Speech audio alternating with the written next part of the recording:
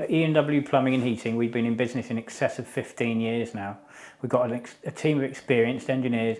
We often visit 70 plus properties each day in colder weather, so there aren't many things we haven't seen and resolved.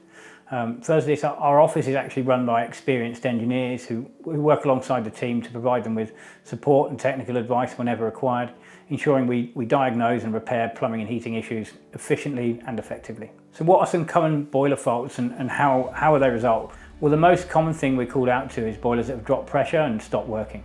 This might be because there's a leak on the system or the boiler, or maybe just because someone's vented a radiator. It might simply be natural pressure loss over time. The first thing to do is top the system back up to a bar when cold and see if you can restart the boiler. There are other videos on our website that will show you how and when to do this. Other common faults are often indicated by codes and require investigation by gas safe engineers.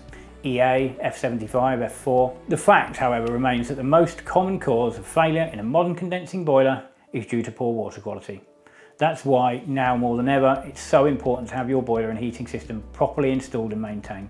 The reality of the situation is that we're fitting highly efficient and sensitive appliances that have been tested in factories to systems that are 40 plus years old and are full of dirty water and suffering from oxidization. The systems we often see will consist of old radiators that are deteriorating, pipework that's breaking down, and where there's been no corrosion inhibitor added or filters fitted to protect the boiler and system over the years. The best way to ensure your modern boilers works efficiently and reliably is to have it fitted correctly by a reputable company. When fitting replacement boilers, we'll always advise the customer on the best method of cleaning the heating system, whether this be a power flush or a full day Magna Cleanse. Fitting a boiler correctly and to a high standard is not generally something that should be done in a day, but should in fact be spread over 2 days, with one of those days being devoted simply to cleaning the system to protect the new boiler. Larger installations could take several days.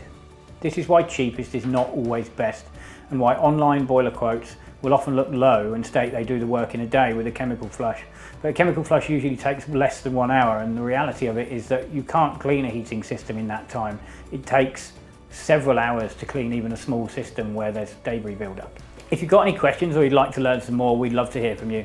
Call our office on 01491 839 675.